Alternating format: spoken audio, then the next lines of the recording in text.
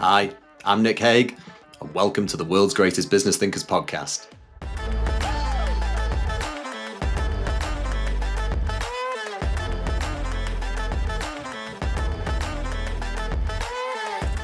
Today I'm speaking with Douglas Lamont, a leader who's proven that doing good and doing good business can go hand in hand.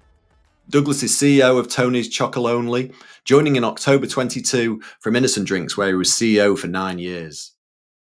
As a passionate advocate for business as a force for good, he's also the co-chair of the Better Business Act, a coalition of more than 3,000 UK businesses that campaigns to ensure businesses are legally responsible to balance their commitment to people and planet, as well as to shareholders. So much to talk through, from scaling Innocent Drinks to his current mission at Tony's of ending exploitation in cocoa. Douglas has faced big challenges and bold decisions, and in this episode we'll explore how he approaches entrepreneurship, leadership, and purpose-driven growth. You're going to love today's discussion, and if you do, follow and subscribe wherever you listen and watch, as it really does help the podcast get found by others. Thank you so much. Welcome to the World's Greatest Business Thinkers podcast, Douglas. Thank you very much. Good to be here. Well, you have had one hell of a ride in business, many a varied role. You started in corporate finance at KPMG, and then you went on to build Free Service. I think it's now part of EE, from startup to one of the UK's leading internet service providers. And then your roles with Innocent Drinks and now Tony's Chocolonely, which we'll talk about today. But I'd like to start the conversation by understanding what young Douglas was really like, and when you really became interested in business, as you studied politics and geography at Edinburgh, if I'm not mistaken. Yeah, I think it starts a long way before that. My parents were entrepreneurs. Okay. So they ran their own companies, a computer software company in the early 80s, so they were pretty ahead of their time. And so as a family, we sat around the kitchen table having supper, but talking. Ultimately, the two of them were running the company together, so they were talking business. And I think that is kind of, it meant it got into my bloodstream, and therefore from kind of probably 8, 9, 10 onwards, I knew I wanted to be a businessman. I had no idea what that meant or what that looked like, but I guess the sort of values of running a people, family-orientated company were kind of in my blood from an early stage. Yeah. Well, actually, I asked the same question to Roger Martin, and he said exactly the same, that his dad was an entrepreneur, and those conversations around the kitchen table. And so it was with me. I ended up into market research and running a research agency. But my father, he'd been a career researcher and set up agencies, and that those early conversations can really shape who you are and where you want to go, can't they? Definitely. Well, I didn't. They must have been early pioneers in the 80s, your mum and dad as well. I think I grew up in the 80s, so I was playing the ZX Spectrum and Commodore 64. It was a bit like that. Unfortunately, not quite Bill Gates, but they did well. But again, it was a roller coaster, right? So every entrepreneurial venture is 1 minute everything's going great, the next minute you're nearly bankrupt, and I think again I sort of lived through that kind of cycle that they went through, as they ran the company. Yeah. Well, I'd like to start our story of discussing your where you've gone in business, where you decided to jump ship from Free Serve to join Innocent Drinks. And as background for our listeners, just in case they haven't heard the Innocent Drinks story or heard of the brand, but I'm sure they have, could you give the backstory to how it was created, the brand, but also how you came to be their head of new opportunities in 2006? Yeah, sure. So three friends who were at university together went into careers in London and were sort of a bit dissatisfied. They'd be the entrepreneurs at university running nightclubs and other things. They wanted to set up their own company, and they were kind of looking at areas around health and culture and sustainability, which again, quite ahead of their time. And so they kind of came to smoothies as an idea, and they basically knocked up a bunch of smoothies in their kitchen, went down to a local music festival in London, set up a big stall saying, should we give up our jobs to make these smoothies? And, the legend goes, or the facts go, that at the end of the weekend, the yes bin was full and there were 3 bottles in the no bin from their parents. And they went in and resigned on the Monday morning. And from there, Innocent got built in a very unique way from a brand and product point of view, and is now gone from 0 to now 500 million of turnover and Europe's leading chilled juice company. So, a real success story with a lot of people contributing to that over the last 20 years. Yeah. And how did you end up there?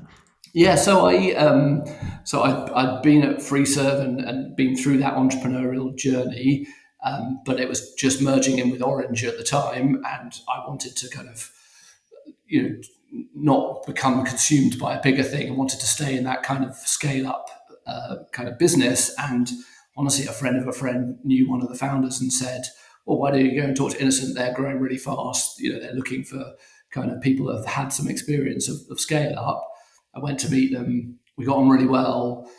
And they said, oh, really nice to meet you, but we don't really have a role for you. So, if we ever do, we'll give you a ring. And so I thought, oh, well, that's it. And off I went. And then about 2 weeks later, I got a call out of the blue from Adam, one of the founders, saying, oh, we were talking this afternoon, and that just didn't feel right with us. We think you can really help us. So we're going to make up a role for you. And that's why the slightly random title of Head of New Opportunities came about, because it was like, come in, learn the business for a while, and then you can help us run it. And that was kind of pretty much the basis on which I came into the business. But I think it was, again, a kind of testament to them in terms of seeing people, and really was a melting pot of talent at Innocent. Yeah, and I suppose it just shows the importance of connections, doesn't it? And not opening doors, and you don't know where it can take you. Yeah, absolutely.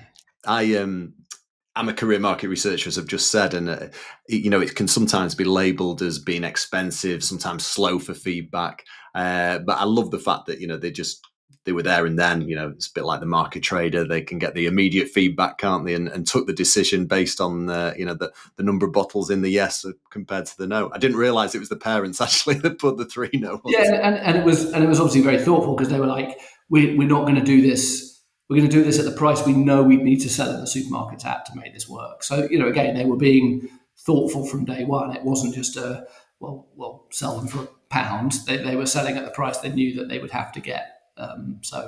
Yeah, that was, as you say, direct market feedback.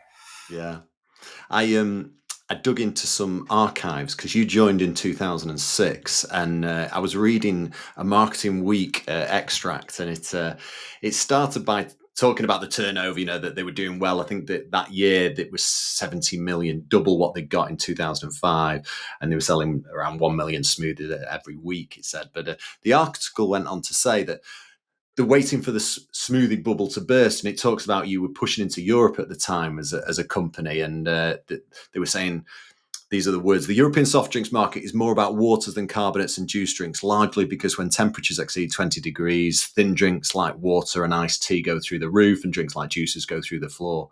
How wrong they were, So it's Innocent was, it was already going, but you stepped in.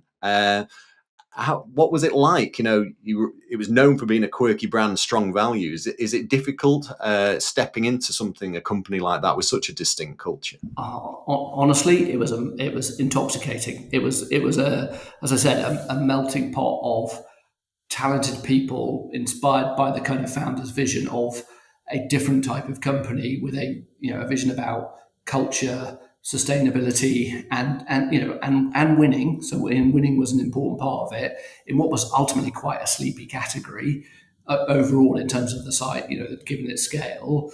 And I was lucky enough to go to Harvard to do a kind of executive MBA piece, and I always say Harvard's the second best business school I went to, because Innocent Drinks was the first, and you just had a bunch of bright, capable people. None of us really knew what we were doing, and to kind of quote Adam Morgan, a lot of intelligent naivety about how you grow this. So we were all relying on each other to drive success, kind of united by a vision and a passion and a set of values, and it was just this magical period of feeling really engaged in what you were doing and also having a lot of success. So I didn't find it hard at all. It was great fun. Yeah.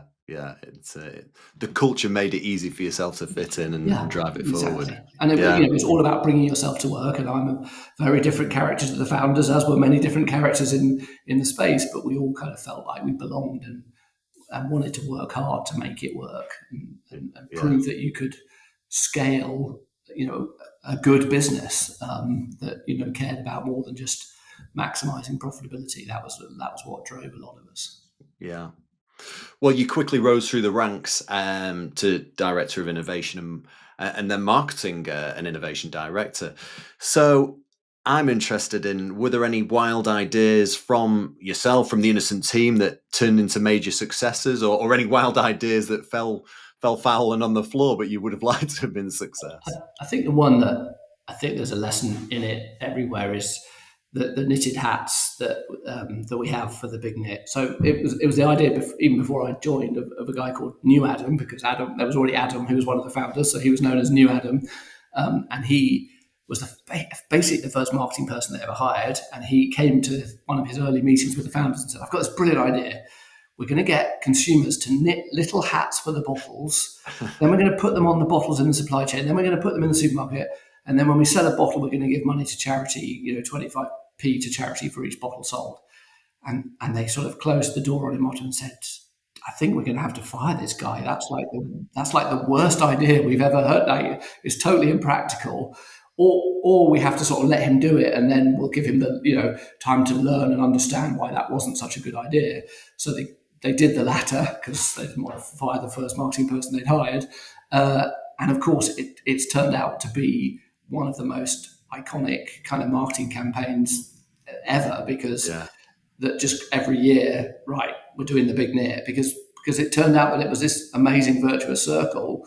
The charity money was going to age concerned charities who have nursing homes and daycare centres who have lots of grannies that are very happy to knit hats for little bottles of all sorts of styles. And so they're all unique, from sort of Usain Bolt to a snail to whatever it may be. They look incredible on the shelf. The retailers love it because they can put it on gondola end and sell them at full price, and they sell 4 times faster than any promotion that you could imagine. We love it because it does amazing things for our brand love, and was broadly cost neutral because we weren't funding a promotion. And the only people that hate it was our supply chain, because it is an absolute nightmare putting little hats on bottles. But you didn't start with that's not going to work because it's not efficient in the supply chain, and therefore our percentage margin is going to be impacted, so we're not going to do it. They get, let this breed. Let's put the acorn in the ground and see what happens. And from that has become this incredible oak tree that is the big knit, that just engages people. And turned out it wasn't just a British thing. We were like, okay, well, when are we going to do it in France or Belgium or Switzerland?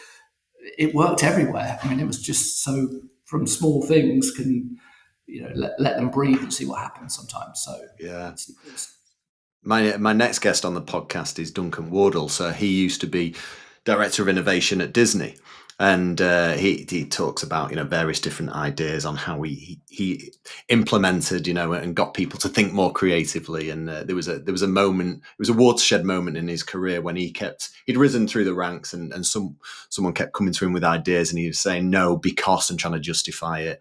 But if you just do say yes and build on that and roll with it, sometimes these crazy ideas do actually grow legs and actually change things. I think in creativity and innovation, you've really got to take away the fear of failure. If you really want a creative company or an innovative company, I think when I look at some of the big companies and that I've sort of touched in different ways, there's so much pressure.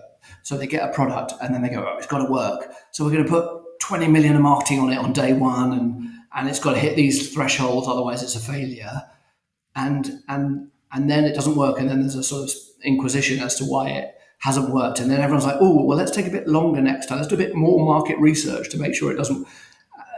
And it's just this sort of self-fulfilling loop. So again, at Innocent, at Tony's, what I try and do is create space where the bets you're taking aren't that big, and so therefore the fear of failure isn't huge, and the ones that work, then you're really ready with the money or the resources to really then scale that up, rather than kind of trying to make everything big from the beginning. And so for me, in innovation and creativity, how do you remove the fear of failure? I think is just a really important topic to free people up to do their best work. Yeah. We used to have a saying at my old agency that there's only two scenarios: is you let things happen or you make things happen. And so we were very open. We had a marketing team, we had an in-house creative team, but people would come to them with ideas. And yeah, you're right, some things did work, some things fell foul, but when those things do work, you really reap the benefits from those. Yeah. So you became CEO in 2013, and this coincided with Coca-Cola acquiring full ownership of Innocent. And then for the next 9 years, you saw this rapid expansion into new markets. You launched new product ranges. You more than doubled the size of the company to 500 million turnover. So what were the biggest growing pains you experienced during that scale up? I think the key to kind of when you move out of that entrepreneurial phase where you're just kind of it's not explaining probably, but throwing things at the wall and seeing what sticks. Once you've got to kind of, okay, this is the stuff that really works. This is how we're now going to roll that out to multiple markets. I think the job of a scale up leadership team is to find the balance between how much structure and process you put in whilst continuing to allow the entrepreneurial gene to flow inside the business. And you're not putting in process and structure because you like process and structure or you want control. You're doing it to allow you to keep moving at the same pace as you used to do when you were all sat around the table and deciding for each other. Because if you don't do that, the old model breaks down really quickly because suddenly you're not all around the same table. You're in 6 different countries. All of a sudden, the supply chain team are confused as to what their priorities are. Get the thing ready for France, or is the thing in the UK more important?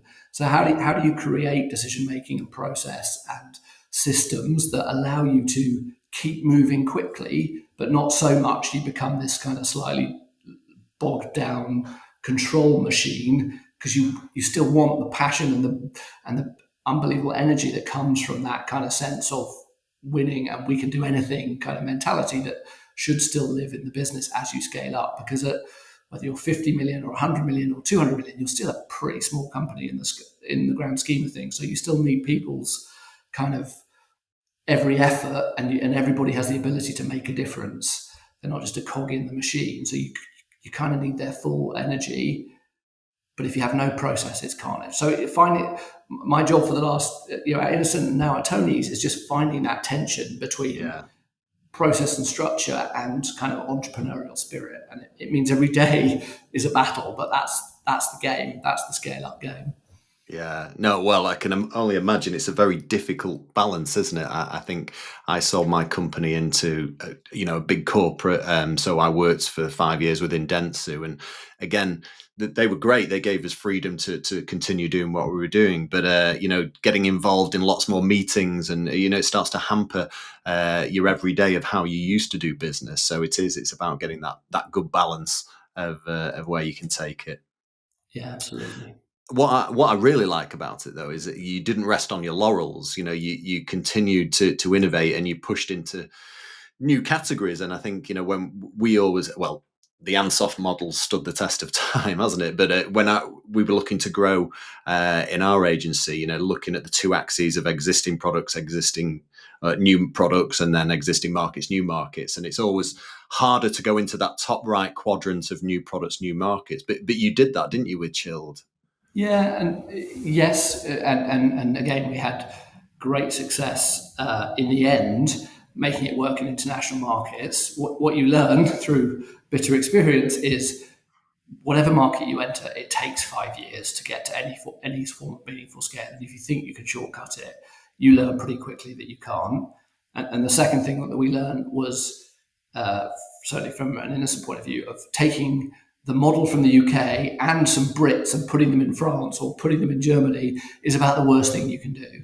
You've got to hire some people that really understand the local market and make them fall in love with Innocent and want to build Innocent in the context that they know and understand. And in the end, we got there, and that was kind of what contributed to the success. Because I think, certainly from a food and drink point of view, consumers are actually more the same across Europe than you think, but the commercial execution in every single market in Europe, and now I'm learning in the US, is completely different. So you need commercial people that really understand their local markets and how the money flows and how the deals flow through retailers, through wholesalers, local, central, all of that kind of stuff. So it was always about find the talent in the local market and make them fall in love with your purpose, your mission, your values, not the other way around. Don't Brits abroad was a terrible strategy, which was where we started.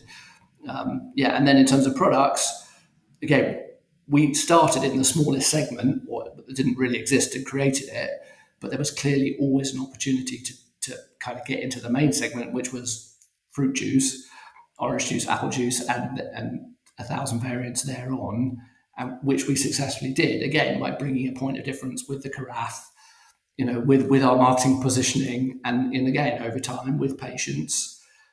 It takes 10 years to build it, but all of a sudden you wake up and you're the market leader. And just these things don't happen overnight. And you have to have shareholders that are supportive and understand that these are long-term investment plays that you're making, not 1 or 2 year bets that suddenly magically work after 1 or 2 years. It's just not how it works. Yeah. Slightly in food and drink. And here you are, for those on the YouTube channel, you can see behind Douglas there, many a chocolate bar on the wall. So in 2022, you moved to become CEO of Tony's Chocolonely. And again, for those that don't know about this backstory to Tony's, could you briefly talk through how it came about? Because this really is a fascinating story.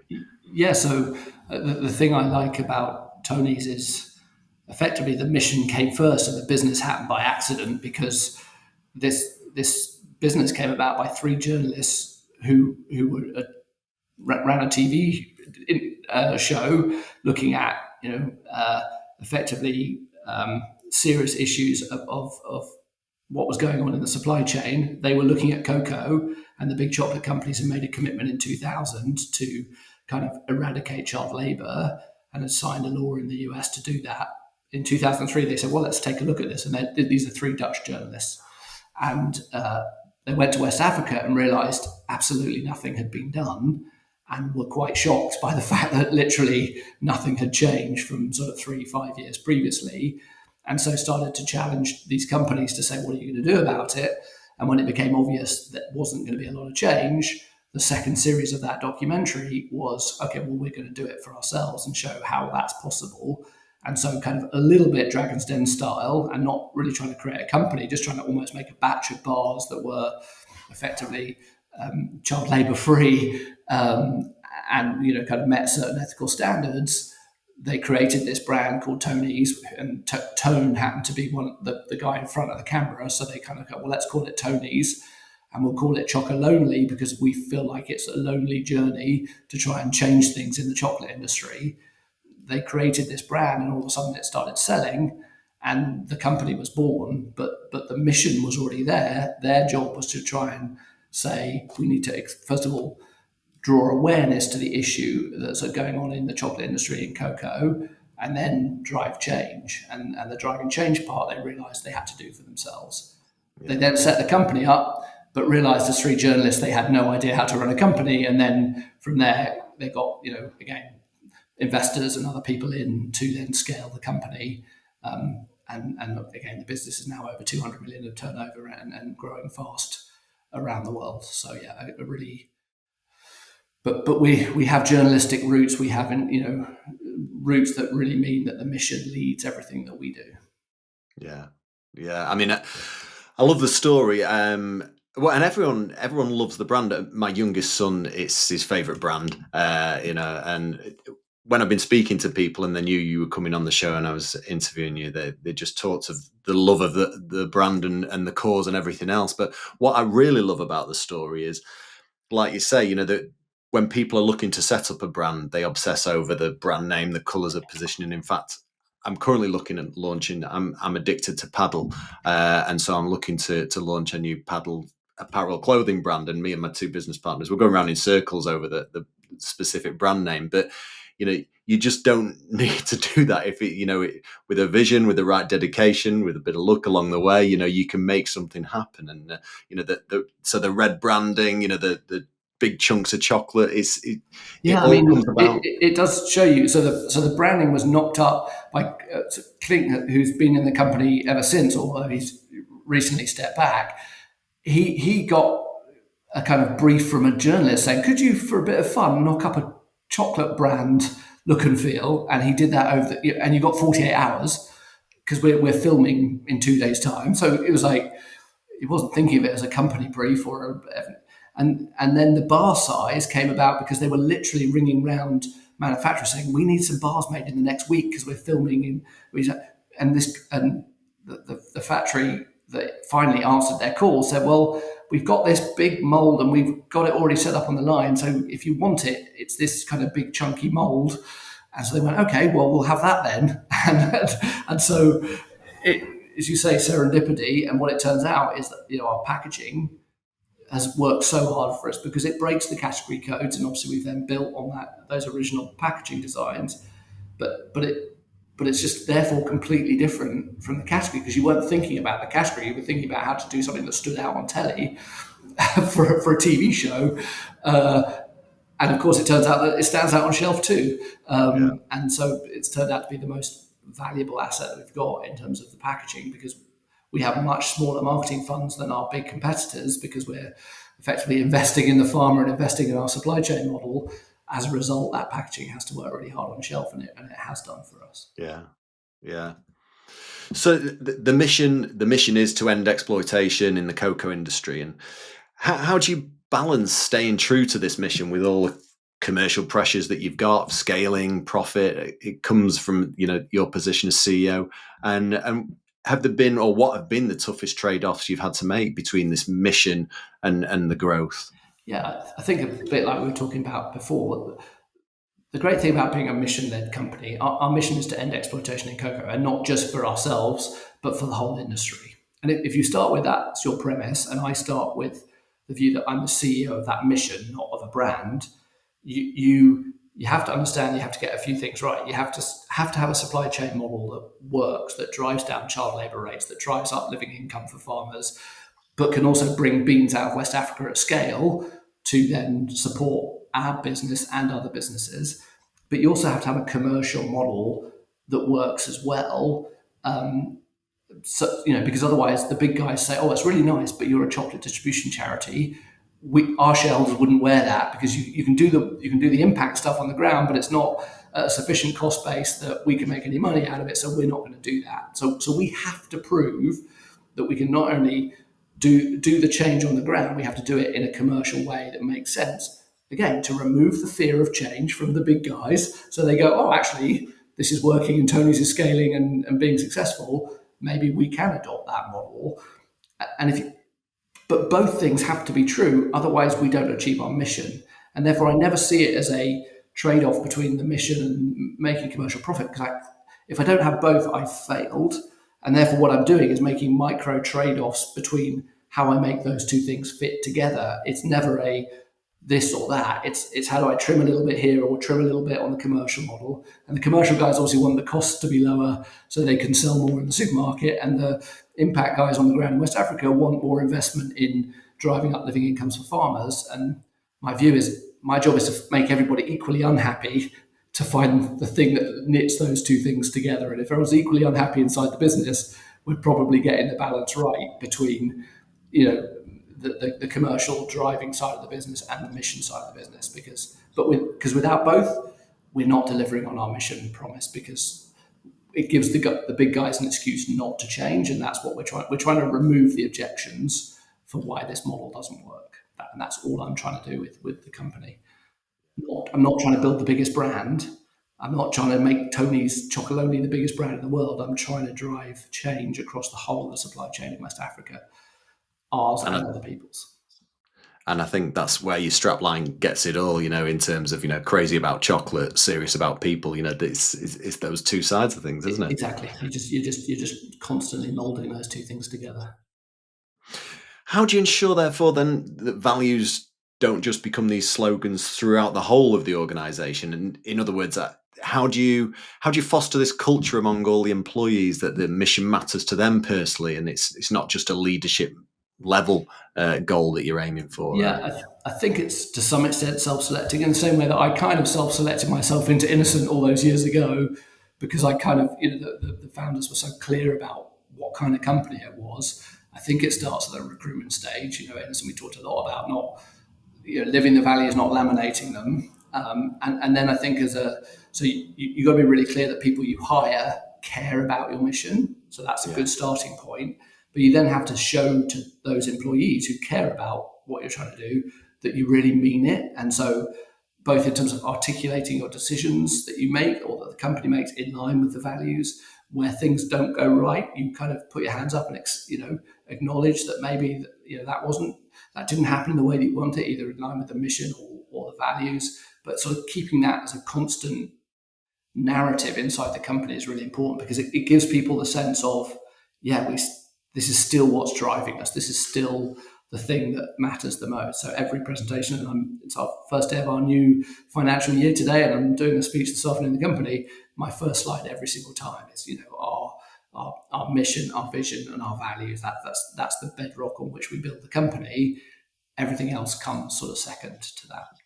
Yeah, 100% agree on that, Douglas. And I think, like you say, it starts with recruitment, but that consistent communication. In fact, at our old HQ, or is still there, but at our old HQ, when I was there, we had this corridor where we created a mural. And on that mural that we had to walk down every day, there was our journey as a company, where we started out, where we were going, but what we stood for as the mission, where we wanted to go. Is that constant reminder, if you like, of to people where we come from, our roots, but also where we're heading. And it's important that you keep banging that tub, I suppose, to let people know. Yeah, for sure.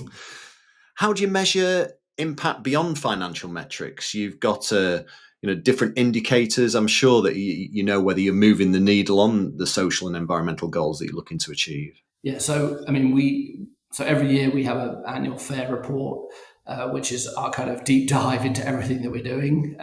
Probably unlike everyone else, the first 70 pages are about our impact KPIs, and the last 10 pages are about our financial KPIs. So we kind of do it completely the other way around. But yeah, I mean, we have, I think, one of the key things about the mission, and super grateful for the people that came before me in terms of what they built on the ground. It was always, this has to be data led, because if we don't have the evidence that this works, everyone will say, oh, it's a mirage, it's marketing, it's whatever. So, what we have is very, obviously, full traceability of our beans. So that's one of the key KPIs. But then we measure child labour. So unlike everyone else who doesn't want to talk about it, we're saying our job is to eradicate exploitation, which includes child labour. But we actually then go and measure it and find it in our supply chain and talk about how many cases we found in our supply chain. So, but then how many have we remediated, and the actions we're taking to kind of bring that down. As a result, I can report statistics of, we know the market average is somewhere between 40 and 50% child labour rates on a farm. So every 1 in 2 children working in some form of child labour against local laws. On our cooperative that we work with for sort of 3 to 5 years is down to now less than 4%. And that kind of measurement system, whether it's on that, whether it's on deforestation rates, whether it's on living income price and surpluses you pay to farmers, we've got a full data suite. So we can track the changes over time as part of proving the change model. And that's why data was so important, and being very transparent about the reporting. Ironically, as we grow and become more successful, our absolute number of cases of child labour goes up every year, because we're going into more and more new co-ops where the rates are really high. So you have to explain to people that's a good thing, because I can then bring them rapidly down. So again, you have and we've got pulled up in the press for that, where they say, "Oh, child labour rates at Tony's going up" was the headline, and I was like, "Where did they get that data from?" Our annual report. So it wasn't like investigative journalism. It was like, yeah, that's exactly the point. You've just got the wrong end of the stick as to what we're trying to do, why that's important. Yeah. And I think that transparency is so crucial to how people buy into the brand as well. There's but also I kind of want, child labour happens in every single cocoa supply chain. I want to create a condition where it's okay to talk about that. It's okay for the big guys to talk about it. I don't want them to be buttoned up not talking about it, because it's harder for them to solve the problem if they can't admit that the problem's there in the first place. And so the more that we can go, we all know the problem's there, let's collectively work to solve it. That's what I want to happen. I'd love a moratorium not just in cocoa, actually, for all these big companies that are sort of terrified of, but if we tell the world this, the sky's going to fall in on our sales, to sort of say, right, let's start with where we are. The only commitment we need from people is to actively and quickly improve things. We'd be in so much better place. But the fear of revealing the starting point is what holds people back from actually changing, I think. Once it's out there, I think change comes quicker. Yeah. I've been a B2B marketer all my life, and I really admire what you're doing with Tony's Open Chain and inviting competitors to use your sourcing model. And Yeah, you've got yeah. Ben and Jerry's, Mr. Beast Feastables. Is it true that your B2B business is bigger than your consumer chocolate business now? And again, Not the quite. We're challenges with almost that, there. So right? we're still slightly. We've had another good year of growth, so we're still slightly ahead. But the fact that nearly half of our volume now comes from other people, and I have to give my predecessor Hank Yan a huge amount of credit. Again, being mission first, because in sort of 2018, 2019, they were looking at the model and going, yeah, we're growing fast, but we're not growing fast enough that the big guys aren't going to say, yeah, but it's a micro model, it doesn't work at scale. And at that point, he said, how do I get more beans and more volume into the system? I'm going to open it up and offer it to other people and say, effectively allow people to source beans through us. That again, we were just saying, has allowed us to double the amount of beans, and we're now getting. I think this year we've sourced 28,000 tons. That's about 1% of the beans on West Africa. We've still got a long way to go, but if we can get to 5%, we're not far off some of what the big guys source. So, if we can do 5% of beans in West Africa, that proves the model really works at scale. And so, we're well on the way on our journey. And Open Chain has been the unlock. So, as you said, Ben and Jerry's. What's really interesting, we have lots of private label brands. So we have if you go to Waitrose today in the UK, you'll see Waitrose private label with a Tony's Open Chain stamp sold right next door to Tony's, our own brand.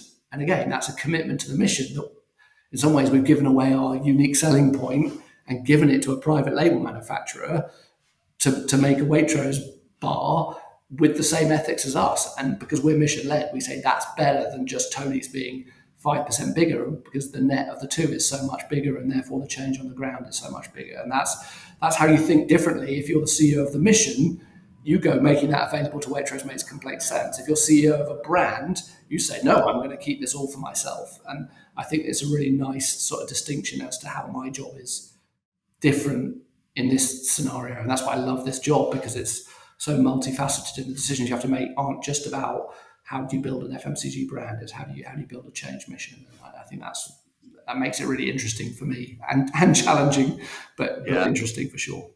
I bet. And I suppose another challenge, given climate change, what are the key sustainability risks to your supply chain, and how are you addressing those? For anyone paying attention to cocoa over the last 3 years, we've had 2 terrible harvests. Why? Because of big climate variability. And guess what? All the things that we've been saying is that underinvesting in farmers, therefore they can't afford to hire labour, so they use child labour, but that means the trees don't get pruned as well. That means fertilizers doesn't go into the tree. That means disease gets more prevalent. So if you force the farmer into the lowest price today, they don't invest for the long term. And so when climate variability starts to hit, the impacts are so much greater. And again, being data led, we can see that on the farms and the cooperatives that we support, our yields in these really bad years were down 11% last year. The market average was 30%. If the whole market had invested the way we did and the whole yield was only down 11%, that would have saved the industry billions in the way that the price spiked. I mean, it's gone up 3x. That's hundreds of billions of pounds that the industry has had to sort of pay out and therefore pass through to the consumer in chocolate over the last 2 years. If we'd invested slow and steady collectively in the farmers, yes, the yield would have been down. But it would have been down way less, because the crop and the farms would have been much healthier than they were when those 2 bad seasons hit. So investing little and often in supporting the farmer for the long term is absolutely the right strategy. And I hope this crisis that's happened to the industry in the last 2 years is,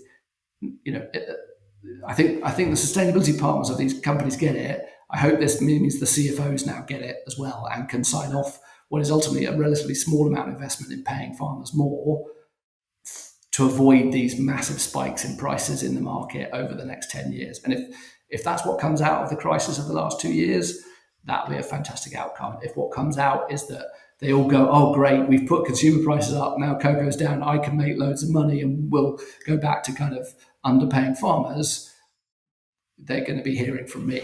But I think this is an opportunity for all of us to hold hands together as an industry and say, let's invest properly in the farmer. And we've got a lot to learn from them as well. There are lots of good programs that they do, but they do them not across their whole supply chain. So how do we take the learnings that they've got, that they know work on small scale, and how do we all scale up the things that we can see that are working? That's the collective effort that I think we now need from the whole industry, and we're ready to play our part in that. Yeah, and it just shows the dangers, doesn't it? And many businesses do it of that short-termism, just looking for those immediate profits rather than investing, partnerships, looking for that future. And it's so simple when you put it like you do, Douglas. It's a win-win all round, isn't it? But it's we need to create that change, and that can start with the consumer as well, and the bars that we buy in the supermarket too, and the retailers, the choices they make of which brands they put on the shelf. I mean, I think it's really interesting that they have us on the shelf. They have their private label with the premium beans from us in their private label. And yet the biggest space still goes to the people that aren't doing that collectively across their whole supply chain. They're doing it in little micro projects across their supply chain and then using that as marketing, which is the bit that sometimes winds me up. Yeah. You're also co-chair of the Better Business Act. What regulatory changes are the most excited about for the future, and what do you see as the role of business in the future that can shape public policy, especially around some of these issues we've been talking about, environmental and social issues? Yeah, so the Better Business Act is it's a UK initiative where we're trying to change the law, the Companies Act in the UK, around directors' duties. So the current directors' duties is written to say, when push comes to shove, the job of a director is to maximise returns for the shareholders. And if you wouldn't mind, please think about these other things. So when things like the P&O ferry example happens, and all these workers get fired with very little consideration for their rights, and the directors get hauled up in front of a select committee or in front of journalists, and they say, well, I was just doing my fiduciary duty under the Companies Act because I was protecting, the best thing to protect for the shareholder was to do this, to do it in this way. We want a very small change to the legislation that says the fiduciary duty, the responsibility of a director is to make the decisions they think they're right, so not being very prescriptive, but in doing that, they have to demonstrate that they've thought about people, profit, and planet. So when you get hauled up in front, you still might make the same decision, but when you get hauled up in front of a select committee or in front of a journalist, there's more accountability to say, well, talk me through how you balance those three things in the decision that you got to, rather than hiding behind the protection that the current legislation gives you when it comes to really being held account. So it's not prescriptive. It doesn't say you must follow these 58 rules. It just says we're trying to change the law to enable a shift in mindset in the boardroom and provide a little bit of accountability about that mindset shift as well. What we've got is the evidence to say, well, who's doing that already? All the B Corps in the UK, lots of other companies, and the data, and Demos did a great piece of work called the Purpose Dividend, which again shows that if you follow that model, guess what? Your company it invests more in innovation, looks after its employees better, has less sick time, so the cost to the government is lower. Drives more top line growth. So again, it's not like you're doing that, you've got to invest in that because it's the right thing to do. Let's make the legislation like that because it's the smart thing to do. It's how we get productivity up in Britain. Massive issue, productivity. We think following this model drives productivity hugely and drives down the cost to the state of the lack of productivity or workers out of work way down, because pay rises are higher in the companies that are being successful. Guess what? So we think it's sensible. The other thing that's given us is allowed us to demonstrate to government that there's just a different business voice out there, and you don't always have to just listen to the FTSE 100 who have a very different lens on how things should be compared to what I would call mainstream business leaders in the UK. And we've now got 3,000 people signed up and encourage others to join us. and we now at least got a seat at the table to be heard. And I've learned from my initial naivety of, well, this is obvious, this is going to happen quickly, that this legislation doesn't change quickly. It takes a long time. But we have a seat at the table and we're being listened to. Yeah. I think it's a great thing, and there's so many research studies that show, especially younger customers are looking to buy from a company that places people and the environment above anything else. It not only does it enhance your brand image, but it gives you a competitive advantage too. And well, Tony's is a case in point on that, isn't it? So I think there's a good fit there. Yeah. Right, Douglas. To finish off, I usually have questions, and I also normally kick off with a question from my last guest. But Scott Anthony was talking around his kitchen table with his family and his home, and his youngest, his 9-year-old son, came up with the first question. So his question is, what flavour chocolate bar is coming next from Tony's? So we've just launched Rice Krispie Caramel in the UK, and it's an absolute winner. So get down to a supermarket near you, and it's the yellow and light blue one in terms of the stripy yellow. It's my new favourite that has just launched on the shelves just now. So get out there. Scott lives in the US. His wife is English, but when in the will it be US coming we to just the launched the States? Everything Bar, which is kind of in the Netherlands, where the business was founded. It's now 20 years old, and so it's kind of the best flavors of 20 years inside one bar. So it's called the Everything Bar, and that's just launched in the US, and it's doing really, really well. So if you're in the US, go for the Everything Bar. Excellent. And Scott's question is, whenever you see an organization that focuses on people and planet and purpose and profit, they're making choices. The challenge for many leaders is the right choices sometimes look like the wrong choices, and the wrong choices sometimes look like the right choices. What have you learned as your time as CEO that can help other organizations make those right choices? I think, as we touched on a little earlier, I think as CEO, you've got to understand that you've got to lift everybody out from the individual decisions, because everyone's equal. If you're in commercial, you're unhappy that you haven't. The costs are too high, and likewise the other way around in the supply chain. You've got to keep lifting everybody back to why are we making those trade-off decisions. So everyone's not going to get what they want inside the business, because the whole has to be right, and the whole is driven by your purpose, or your mission, your vision, and your values. And so, except that on a day-to-day basis, it feels quite like, oh God, I'm saying no to lots of things, and people are like feeling disappointed they're not getting everything they want. But then when you lift everyone's head up back to, but this is why we're making those decisions, everyone goes, oh yeah, of course, yeah, no, I'm in. And so again, just communication about the why is absolutely key when you're trying to find the daily trade-offs that you have to make a kind of a more holistic business model work.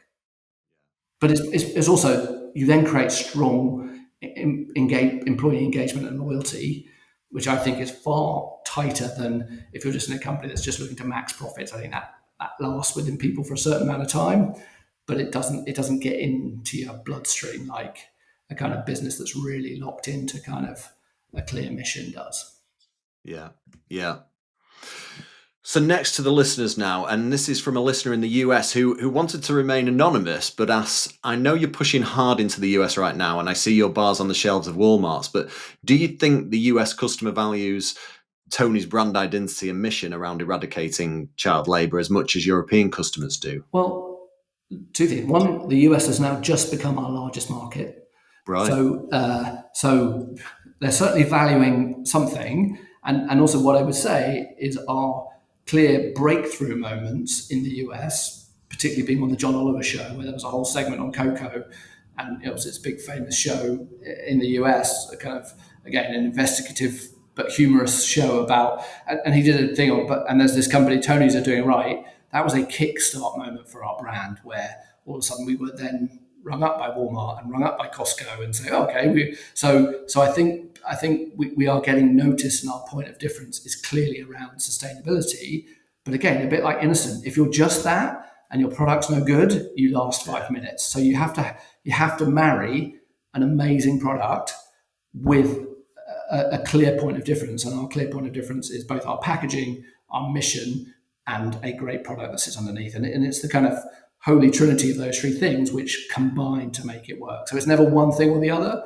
But from everything we've seen in the US, our brand awareness is being driven up by the biggest point of difference, which is our ethics and our supply chain. So I would say yes, it is being valued, and certainly making a difference in terms of how we're cutting through in the US.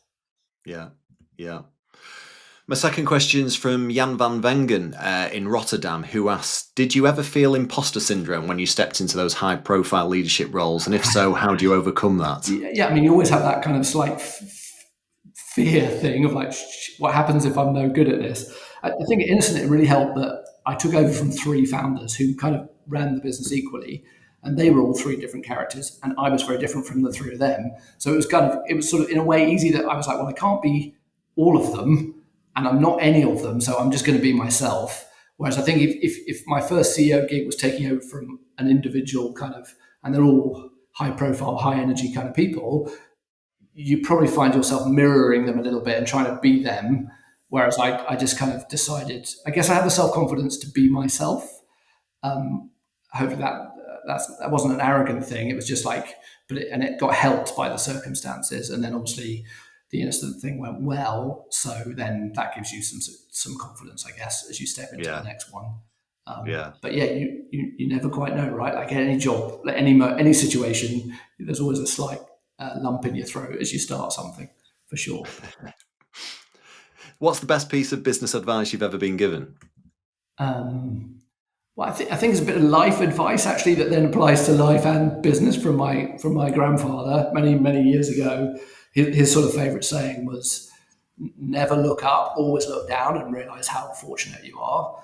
And without kind of being Miss World about it, I think in any business context or in any personal context, it's very easy today with the world as it is and social media to look at things and go, "Oh, that this and that and that. Why is that's not in my orbit?" And then when you realize, my God, look where I am, look what a difference I can make. And you look at the West African supply chain in cocoa. I really understand the difference that we at Tony's can make, to farming families in West Africa, and that really drives me and really motivates me. And that's the thing that gives me energy rather than chasing something above me. It's supporting things around and below me, and that I don't want that to sound kind of altruistic, but I think in life, if you understand where you are and then how you can contribute to your business or your society around you, I think that's a powerful message, whether it's for life as well as for business. Yeah, no, definitely a very good piece of advice.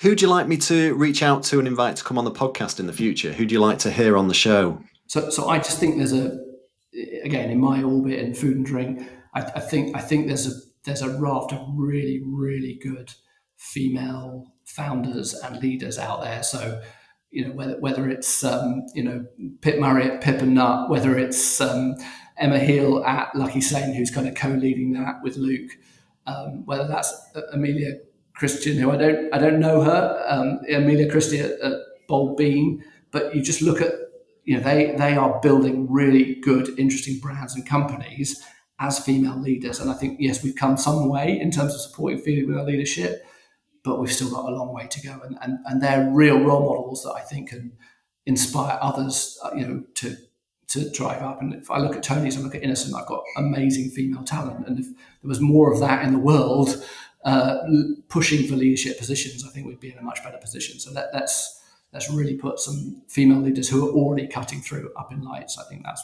those are the kind of people that I would put on the pod next. Well, I will definitely reach out to all three of those, and I do know. Shout out to my ex-leadership team, of which there was two women on the team, and they always brought us round to thinking normal, or giving us more grounded thoughts. So you definitely need that in a mixed team. For sure. You cannot have one gender team, that's for sure. Finally, my next guest is Duncan Wardle. He worked for Disney for 25 years, most recently as head of innovation and creativity, and he helped create storylines, experiences for Lucasfilm, Marvel, Pixar, and the Disney parks themselves. He now works for companies to embed that type of culture of innovation and creativity across their organizations. So what question would you like to pose to Duncan, Douglas? I think it goes back to what we asked earlier, which was the sort of flip side of creativity and innovation is fear. how in the roles that he has, or in as he gives advice now, how does he see that relationship between like kind of fear of failure and creativity and innovation? I just think that's a really interesting space to kind of unpack, because I think they're two sides of the coin, and if you have one into strong ascendancy in fear, that creativity doesn't flow. So I think that's just an interesting area. I'm not quite sure what the question is, but how do you remove fear from the process to enhance creativity and innovation? There you go. That's the There you go. question. Perfect question. Well, I need to thank you for coming on the show, Douglas. I mean, the Tony's Chocolonely story is so inspirational. It shows, that a startup brand operating in a commodity industry and that produces such negative social environmental effects can actually successfully be built. This alternative ecosystem, lifting people out of poverty, giving social injustices, but doing it in a fun way. And you do create some of the best tasting chocolate around. So keep doing what you're doing. If people want to get in touch, if they're interested in the brand, want to learn more, where would you direct them to? Find me on LinkedIn, like everybody else, I guess, is the space. But again, through depending on what they're interested in, the website. If people are looking to come and work for us, all the roles that are available are there. Those kind of things. So whether it's on the website, whether it's me personally, generally on LinkedIn is probably the best bet.